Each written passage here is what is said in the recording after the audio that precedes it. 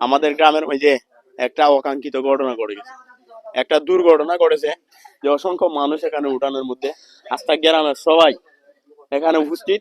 আসলে আমাদের চলার কোনো হায়দা নাই, সকালবেলা ওইলই একটা না একটা দুর্ঘটনার কবলে পড়ি বা একটা খবর শুনি, কে বা খারা তালা ভাঙ্গিয়া ঘর থেকে নিয়ে গেছে।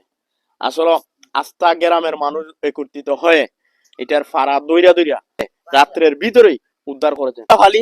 কিন্তু কুকুর আমাদের অনেক উপকার করে।